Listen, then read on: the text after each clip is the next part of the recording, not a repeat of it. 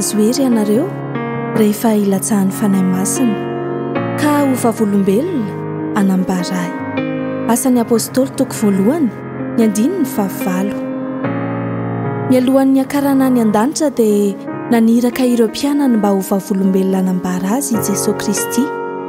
Mifamatotra tanteraka amin'ny resaka ny fanaovany tamin'ireo mpianany 12 lahy ity fanirahana ity. Nolazainy Jesosy ny tsy halana ireo mpianany ao Jerosalema fa hiandry ny teny fikasany iray sy ny hanaovana batisa azy ireo amin'ny fanahy masina. Hafa tanteraka ny fomba nandraisan'ireo mpianatra izany ka hoy izy ireo: "Tompoko, amin'izao va no ampodianao ny fanjakana ho amin'ny Israely?" Ka hoy Jesosy: "Tsy anjaranareo ny hahafantatra ny andro na ny fotoana izay efa notendreny iray amin'ny fahefany irery ihany."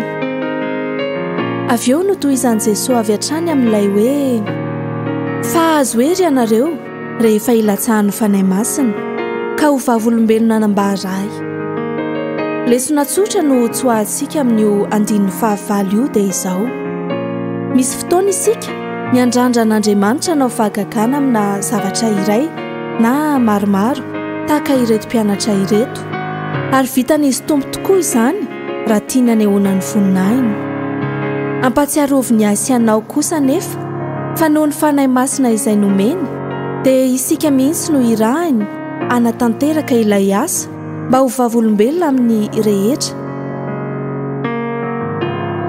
Fa velona sy mahery Andriamanitra sy ny teniny izay miasa ao anatintsika sy amin'ny alalantsika.